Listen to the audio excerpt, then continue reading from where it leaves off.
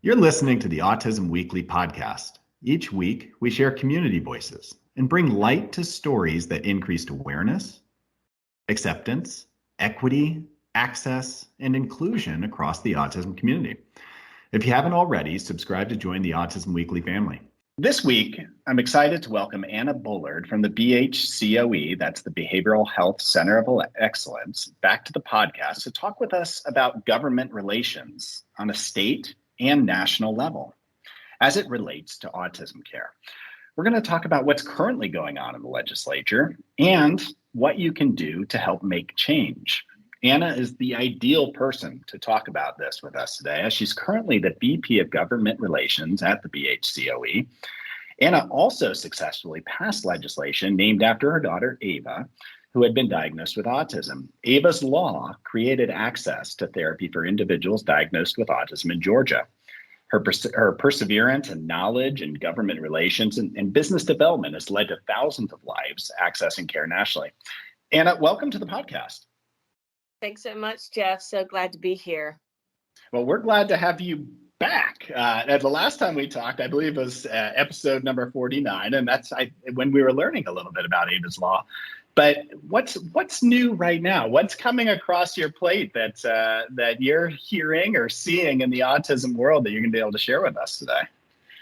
Yeah, I mean, Jeff, there are a lot of interesting pieces of legislation out there this year. Things just kind of popping up. It's actually been a challenge to really keep up. I'm surprised at how much legislation is really underway. A lot of it has to do with trying to align ABA with some of the other healthcare practices, right? So you're going to see licensure coming into play, whether it's licensure for BCBAs, licensure for facilities. You and I have talked a little bit about that. And then school-based services. There's, several bills to address limitations with children accessing care in the school. So a lot access issues or issues related to, trying to help ensure children are, protected where they're getting served. So in a lot of healthcare is that you've seen a constriction over time where it feels like laws are being peeled back. It doesn't feel that way with autism at the moment. It feels like we're able to continue to open things up and people are getting more service, and even the idea of care is starting to evolve. What is it that you think right now, with it being Autism Awareness World Autism Month, and being such an important time for us to be able to accept autistics and the skills that they're bringing to the world, but also at the same time being able to treat, where's that balance coming legislatively? Are we doing enough, do you think, to be able to see both lenses? No, I could just, I don't think so. I say that because, there's still so much disparity. There's so many kids still who cannot access even basic healthcare services to help them be able to live more independent lives, whether that is ABA or whether that's other types of behavioral health services, or whether that's services in their school setting to help them be successful. I'm still really surprised at how schools, really embrace autism. And I talked to a parent last week who was given one option, and that was a self-contained classroom. And it's just trying to help her maneuver through and being able to advocate in a very challenging situation, and in a situation where she definitely doesn't feel like the expert, right? But she has to be the expert to help ensure her child isn't just left behind. I mean, this is a child who should be allowed to be integrated to the best of his ability in a natural environment. On the healthcare side, we see many restrictions in school, right? I mean, whether it's a restriction from some odd, policy, that like in Florida, where there's just this, policy that I don't really think was intended to restrict RBTs from being able to be in the school. I don't think that was why it was originally. I'm going to give the benefit of the doubt here, right? I mean, I really don't, but that's what that policy. It was really policy was doing. So really trying to overcome that so kids can be successful. I mean, I feel like the reason that Ava was able to be as successful as she has been was because of the integration with ABA therapy and then working with the school to ensure that she was receiving those services she needed, and blending all that together has led to her being able to be independent and graduate in a regular ed classroom. And that's one of the most painful things to see, is the fact that there are those restrictions, is that autism doesn't stop just because you go to school, and your healthcare needs don't stop because you're in school. And oftentimes, in order to get the most out of the education, the most out of the social opportunities, is that you need that treatment following you to be able to empower you through those times. So what is the legislation that you're currently seeing around schools, and what is the hope on that legislation? What would be the ideal process that comes from that? I think it's twofold, Jeff, right? Because you really have to look at the separation in healthcare services and education services. There is a delineation. There's not a place to me where you can blend those two things in the sense of saying it's one or the other, right? You should have both. And I think that's the part that can be challenging.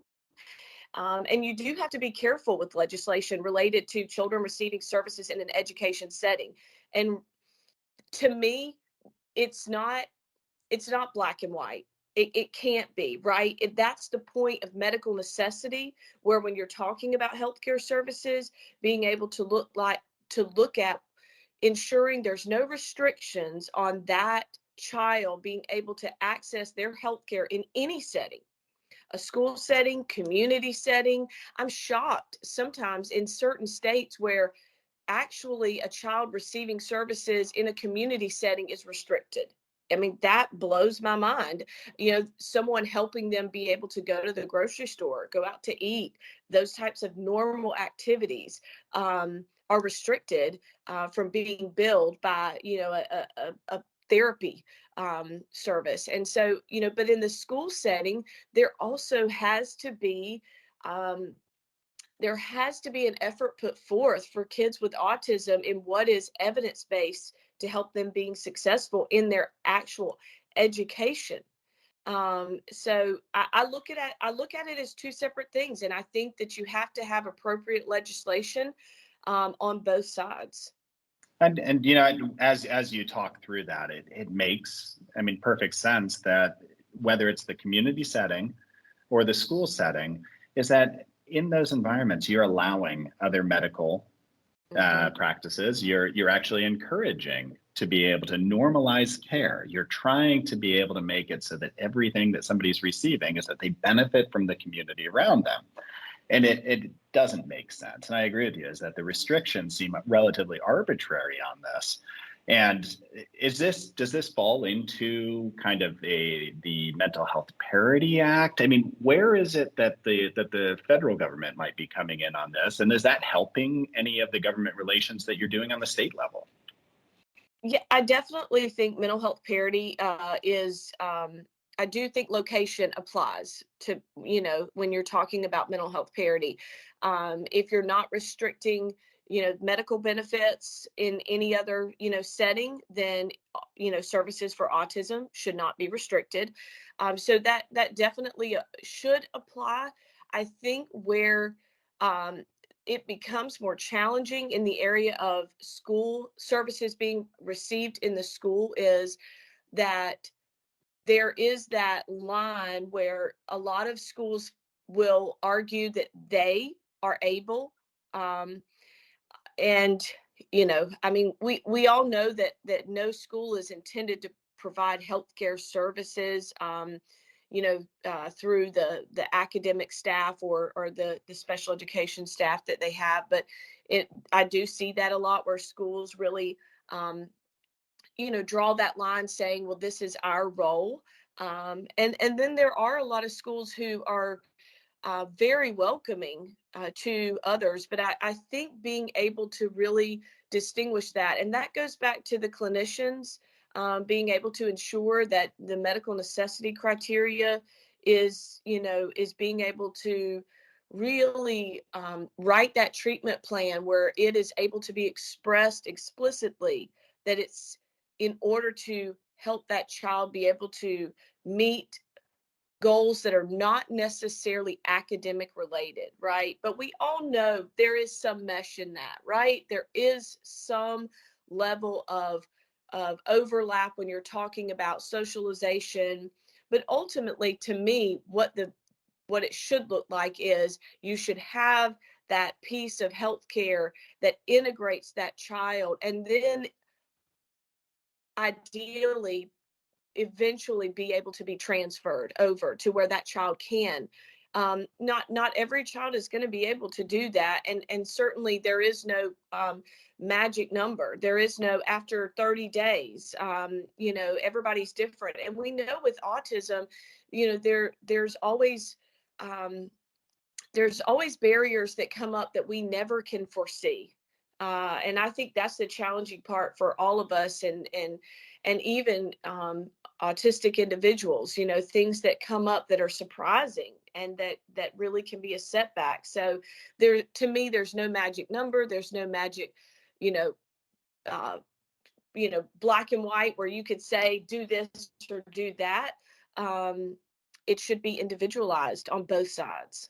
Yeah, and the thought that there is a wall or a very concrete decision-making process to say this is educative, this is not educative, I think that is a very gray area. I don't know that there's a very linear thought process to, okay, well, this is where education ends and this is where socialization begins. And the way that you're looking at that, I think, as a clinical field, is that we should all approach it similarly, as saying that, the goal is independence across all these environments the child wants to be in. And if that's independently learning, if that's being able to access a group learning environment, we don't have to be in control of a curriculum on the clinical side, nor should we be in control of an academic curriculum. But for that medical benefit for the child is that they need to be able to access it. And if their behavioral or their learning profiles are not allowing for it, well, then we should be helping with that. We should be assisting in that process.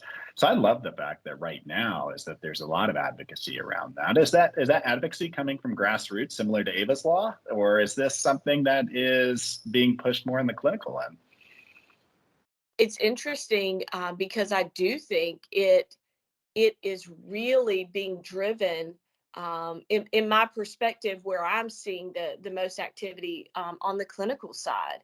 I certainly think it's parents, but I think the clinicians are having to be the ones to push harder, because they're the ones that are having to really show that it is medically necessary.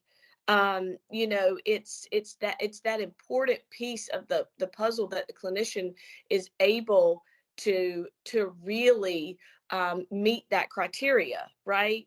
And then I also think that there is a place where parents are saying, you're not able to meet my child's needs. And the parent is really, I think, and this is how I was, I don't really care who pays for it. I mean, that's from a parent perspective. I thought, if my insurance should pay for it, if the school should pay for it. I mean, I think parents are very frustrated.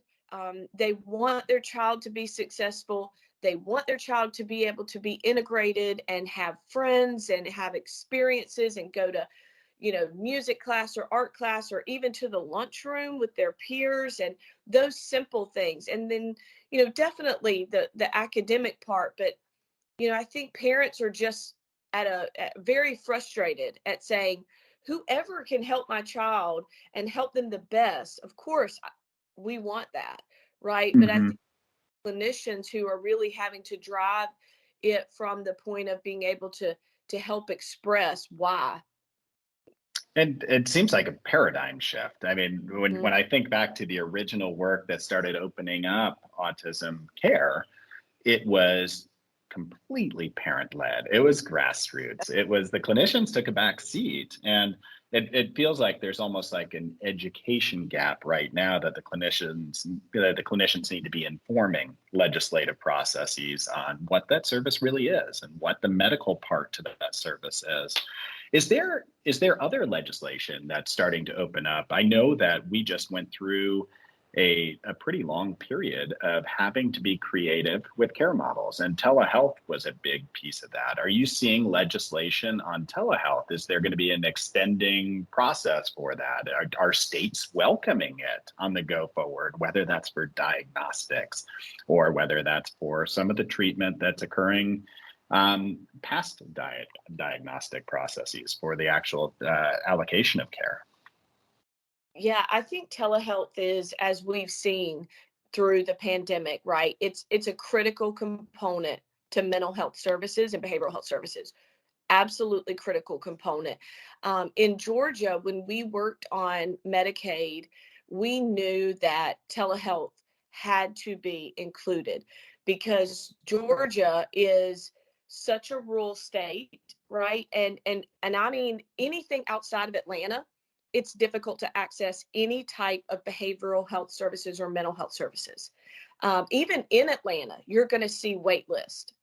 So for us, it had to be a piece of the policy. So when we got Medicaid coverage in 2018, telehealth was included in that. I mean, it was embedded into the policy from day one. And, that can include diagnostic services. It can include psychological services. So you could, or, any type of behavioral health service, but it also includes ABA. So from the standpoint of your BCBA being able to, get on with FaceTime or, and through the pandemic, I mean, there was even a lot of just telecommunication allowed.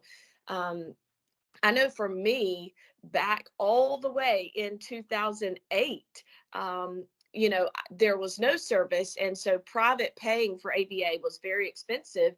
And we used to record sessions on the computer, and we loaded them into a private YouTube account. So our BCBA could go in and watch them and then come back and tell me, this is what your technician needed, so I feel like I could not have made it without that. So I feel like it's a critical component. I think it obviously has to be evaluated on what children it's appropriate for. And that's such an important piece, but I think it's such a valuable component. And you mentioned the underserved populations geographically, but Mhm. what I've been into conversations with pediatricians and psychologists alike about, and I guess I'll put this into the framework of diagnostics right now, but talking through this, it's not just the geographic dispersion that you're actually having to tackle. It's you don't have enough clinicians who can culturally integrate with the communities they're in. Is that sometimes you need language barriers that you need to be able to remote access into because you don't have enough Spanish speaking in one population, or you don't have enough people that speak Mandarin in one population. It could be a variety of different things. And this just opens up adequacy of network. And the legislation that's going on around this right now, I think is crucial for us on a go forward to be able to create a better treatment model that's more equitable and provides more access, which are both important things. What other key features of legislation? I mean, you had spoken about school. We hit on telehealth. Is there anything else that really is driving right now? I think there's a couple of areas, a couple of states that have, Georgia was one that had licensure for BCBAs. And I certainly am not philosophically opposed at all to licensure. I think what we've seen come about from that is just huge delays in timelines for BCBAs to obtain those licenses. And I think I'm going to just say from my experience, which may not be the popular opinion for some of BCBAs who are real strong advocates for licensure. my what I learned from Ava's law and even working in some other states and on legislation is you have to be so careful that when you are bringing forth legislation that is related to the autism benefit in any way, there is always risk, always, because there's always opposition. And I don't know why. And I still, to this day, from the day I started working in 2007 on, politics and things related, government relations related to autism, I didn't understand it then. And and I understand it now, but I guess I just am still shocked at the opposition. So there's risk, and you see those things happen, like what is happening in Illinois, where RBTs get thrown in, where they need to be licensed. And then in Illinois, there was this other piece that got amended literally in the bottom of the ninth, that would significantly, restrict businesses who are LLCs from practicing in the state of Illinois. Those things are critical. And when you bring forth legislation related to autism, there's always risk. And so, that's one of the things that in Georgia with the licensure piece, we worked very hard. It's good to have a provisional license in place. It's good to ensure there's restrictions on the timeline. We're hoping to build that board the same way Texas did, where literally it's a registry, everything's online. You can get licensed in Texas in 48 hours, right, Jeff? So, I mean, but you see Arizona where you're on a 6-month wait list to get your license. And that's before you can submit credentialing. Yeah, some of these byproducts of what could occur, it would be nice if the right hand talks to the left hand and that you're able to learn from some of these other experiences. And hopefully is that the advocacy work that you're doing is also informative. It's helping people to realize I don't need to reinvent the wheel. There's other ways that have worked. And whether that's licensure, looking at Texas, and I believe that Utah actually did a pretty good job rolling out their licensure.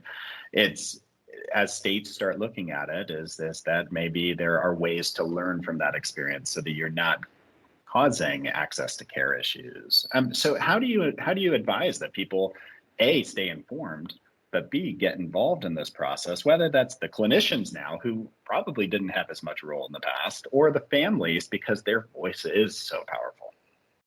Yeah, I think that, I think there are positives, right, to licensure in the sense from the family's perspective. You want to make sure that yes, there are parameters in place, that the individual coming to serve you, coming to your house, or that you're dropping your kid off at the clinic or at the school, right, is that there is some level of protection and some understanding of who they are, and that they meet the qualifications that they should. So from a family's perspective, I do think that's a valuable piece. I mean, that's one of the pieces that at BHCOE, we work hard to educate families on also. How should you get involved in knowing that the services you're receiving are quality services? Like understanding what that looks like, understanding how to make that determination. I think that's really important for families. But families also, when I talk to families about any type of regulation that's coming out, their involvement needs to be, make sure that my child is safe, make sure that my child has access. Those things have to go hand in hand. You can't be a trade-off. It can't be, you're going to license and BCBAs or, anything like that. But the trade-off is my kid can't access service for 9 months or a year, right? Families need to make sure that their voice is heard in that. I think clinicians are doing a really good job actually of standing up and expressing for their field and for what they're doing. What are the important factors in that? So I feel I feel like clinicians are really finding their foothold and their place in advocacy that is related to the quality of work that they're doing and how that's important. Yeah, and I'm going to sidestep a little bit because you've mentioned quality on several different times. And right now is that the safety, the appropriateness of care, and the quality of care and access are the four key factors that are really driving how to be able to navigate autism service provision. I know that the Behavioral Health Center of Excellence has just recently started a new initiative, and I'd love to just give you a little bit of a platform right now because it hits on some of this quality. And licensure is a piece to protection, but quality goes beyond that. And maybe you can explain a little bit about what you're doing at the BHCOE right now on the quality initiatives that I think just rolled out and informed the rest of us on what the hopes are. Yeah, we're so excited. We've been sitting on this, and so we're so excited to actually this morning, hot off the press, announce our collaboration with Cigna on a value-based pay model that really is the goal of this is not for BHCOE to say, here's the quality measures everyone should be doing, and nor Cigna. The goal is collaboration. So we'll be putting together work groups. Those work groups will consist of providers. It will consist of family members and autistic individuals, and then the payer, of course. And those work groups will really evaluate and build what will be a meaningful framework to determine what are true measures of quality that we can say that everyone needs to be focusing on to ensure children are making progress and making the progress that they can make, right? And so I think it's going to be such an exciting collaboration, such an exciting opportunity. Cigna is really a strong partner, and they really want to build a framework that is going to be meaningful. And so we are just very, very fortunate to be able to make this connection and include everyone, right? That's the part that I'm so excited about. We're really able to include everyone in this next phase and start to look at incentivizing providers too, right? I mean, that's what, providers, I know that it's been a difficult time for them, right? Through the pandemic and all, trying to keep staff, trying to figure out how to manage turnover and all the, things that have occurred through the pandemic. And so I think this is also a way for them to begin to really be incentivized for the quality work that they're doing. Yeah, I truly appreciate the work that you all are doing on that. And as you take volunteers, you got one right here. So don't lose my number on that call. But I appreciate, Anna, the time that you've spent with government relations and helping to advocate and educate, and also for taking the time to be able to talk with us here today. Thank you for listening to Hopefully Autism that Weekly. gives people We hope you tune back in next week to go out there and continue to advocate on their own behalf. So, Autism Weekly is now found on all the major listening apps. We appreciate it, and hopefully we get you out to the podcast Google again Podcasts, soon. Stitcher, thanks, Spotify, Amazon Music, and more. Subscribe to be notified when we post a new podcast. Autism Weekly is produced by ABS Kids. ABS Kids is proud to provide diagnostic assessments and ABA therapy to children with developmental delays like autism spectrum disorder. You can learn more about ABS Kids and the Autism Weekly podcast by visiting abskids.com. Thanks for tuning in. See you again next week.